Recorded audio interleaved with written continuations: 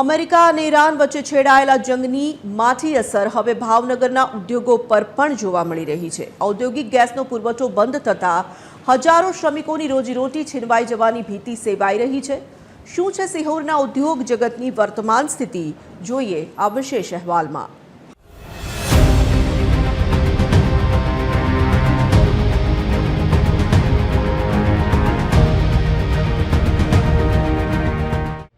LPG ગેસની ભારે અછતના કારણે સિહોરનો સ્ટીલ રોલિંગ મિલ ઉદ્યોગ અત્યારે ગંભીર સંકટમાં મુકાયો છે।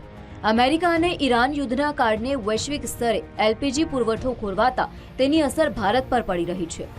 દેશભરમાં હાલ ઔદ્યોગિક ગેસ પુરવઠો બંધ કરવામાં આવ્યો છે, જેની સૌથી મોટી માર ભાવનગરના સિહોર વિસ્તારના સ્ટીલ ઉદ્યોગ પર પડી રહી છે। જે રોલિંગ મિલ ઇન્ડસ્ટ્રી છે અને ઇન્ડક્શન ફર્નેસ છે, એની અંદર અમારે એલપીજી મટીરિયલ કટિંગ કરવા માટે વપરાતો હોય છે અને એ એલપીજી કટિંગ માટે જે મટીરિયલ છે એ સિલિન્ડરો અમને 4 દિવસ 5 દિવસથી ઓછા થઈ ગયા છે, સપ્લાય ઓછો થઈ ગયો છે અને અમે ટ્રાય કરીએ છીએ કે કોઈ પણ હિસાબે અમારા જે ડિસ્ટ્રીબ્યુટરો જે હોય એલએનજી બાટલા ભરનારા એ જે બાટલા આપે છે અમને, એ લોકો પાસે મેં વિનંતી કરી છે કે તમે અમને જો શક્ય હોય તો કન્ટિન્યુ સપ્લાય ચાલુ રાખો। અત્યારે અમારી પાસે ગેસ છે 5 દિવસનો ચાલે એટલો છે।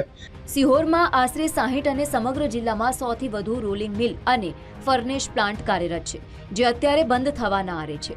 ગેસની આવક ઘટતા હાલ કોમર્શિયલ સિલિન્ડરનું વિતરણ સંપૂર્ણપણે બંધ છે, જ્યારે ઘરેલું ગેસ માટે પણ 25 દિવસનું લાંબુ વેઇટિંગ જોવા મળી રહ્યું છે। સ્ટીલ ઉત્પાદનમાં રો મટીરિયલ્સના કટિંગ માટે એલપીજી ગેસ અનિવાર્ય છે। ગેસ વિના આખી ઉત્પાદન પ્રક્રિયા ઠપ થઈ ગઈ છે। મોટાભાગના યુનિટો પાસે હવે માત્ર 1 સપ્તાહ ચાલે તેટલો જ ગેસ સ્ટોક બચ્યો છે। જો પુરવઠો શરૂ નહીં થાય તો આગામી 8 દિવસમાં આ તમામ યુનિટોને તાળા મારવાની નોબત આવશે। આ ઉદ્યોગ સાથે હજારો પરપ્રાંતીય શ્રમિકો જોડાયેલા છે, જેમની રોજગારી પર અત્યારે સીધું સંકટ મંડરાઈ રહ્યું છે।